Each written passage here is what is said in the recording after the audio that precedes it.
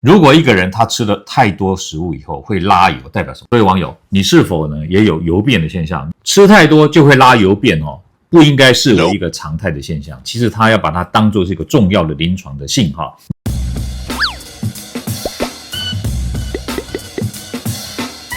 健康加財富，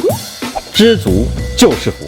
大家好，歡迎再度來到邱正弘談健康。上個禮拜，邱醫師去電視節目錄影，在直播節目尾端的時候呢，有一個網友提到一個問題，他說吃太多都會有油便的現象。當時那個時間已經到錄影的尾端了，我沒有時間詳答，所以我就開玩笑的說，吃太多會油便啊，其實應該是好事情啦，因為這樣子比較不會讓你發胖。Nice。不過我覺得我好像少講了一些東西，所以我就再跟大家談一談，如果你吃太多會有油便的問題，到底你面對的是什麼健康上的狀況，大家要注意一下。在今天節目開始以前呢，請大家踴躍訂閱邱醫師的頻道，訂閱的人數越多，邱醫師越開心。我會幫大家找到更多更有醫學實證、科學根據的健康常識，來幫助大家追尋更多的健康。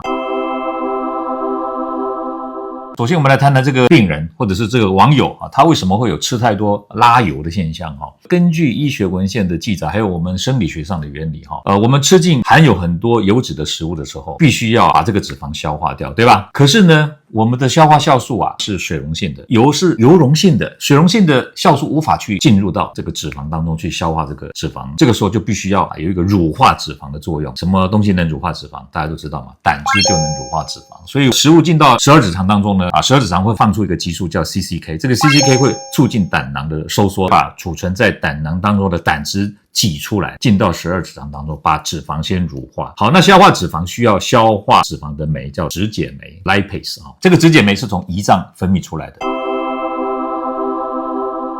如果一個人他吃了太多食物以後會拉油，代表什麼？代表幾個狀況。第一個就是他吃進來的油太多了，膽汁即便都全部收縮擠到這個十二指腸當中，它也無法把所有的脂肪乳化，所以這個時候呢，就會有一部分的油是沒有消化的情況下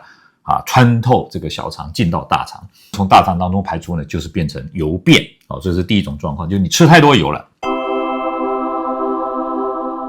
第二種狀況呢，就是膽汁分泌不夠，或者是胰臟分泌的脂解酶不夠。也就是說，本來是可以消化掉的，但是因為你的膽囊這邊有問題，比如說你有膽結石擋住了這個膽囊的出口，或者是你有膽道的癌症腫瘤擋住了膽汁擠出來的通道，或者是胰臟分泌的這些脂解酶，因為胰臟本身的發炎纖維化，或者是胰臟本身有腫瘤，或者是因為你經常的酗酒導致胰臟的慢性發炎，胰臟分泌的脂解酶无法有效率的全部进到消化道當中呢，把你的脂肪这個分解消化，這樣的情況底下也會造成大便當中排出油便。那這種油便呢，量很多，很惡臭，粘黏在這個馬桶上面，很難沖洗得掉。我們的頻道已經開放加入會員，歡迎大家來加入頻道的會員。加入的會員呢，邱醫師會優先回答你留言上面所提的問題，而且你留的問題呢，也非常有可能優先成為邱醫師下一個節目的主題內容，我會拍影片來回答你所關注的問題。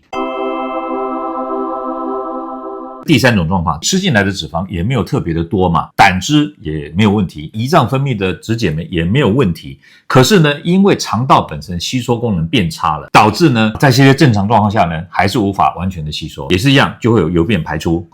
那這種狀況呢，特別是容易出現在腸肌躁症的患者，因為他的腸道吸收功能變差了。那這種情況呢，因為它油已經分解了，它是比較小分子的油，所以它会漂浮在這個糞便的上方，糞便泛油光，體積大，也是帶着惡臭這樣的現象。吃太多就會拉油便不應該視為一個常態的現象，其實它要把它當作是一個重要的臨床的信號。如果它是偶爾發生，可能只是消化系統超過負荷一個短暫的現象，那麼應該要減少單餐的脂肪攝取量。如果它是頻繁發生呢，即便你攝取的脂肪沒有超標，可是你也會腹瀉會有油便、脂肪瀉的現象，這個時候你就要去看腸胃科醫師，幫你好好的檢查一下，要排除膽囊、胰臟還有消化道是不是出現了問題。各位網友，你是否呢也有油便的現象？如果呢你吃太多了，像這個網友一樣就會有油便的現象的話，歡迎你在留言區裡面跟大家留言分享一下你的經驗。好，希望今天分享內容對你有所幫助，歡迎大家訂閱邱醫師的頻道，按讚分享，打開小鈴鐺獲取最新訊息。我們下回再見，拜拜。各位朋友，如果你喜歡我們今天所講的，請在下面按個讚，如果你對我們的內容感到興趣，想要獲得最新的訊息，請按訂閱。下回見。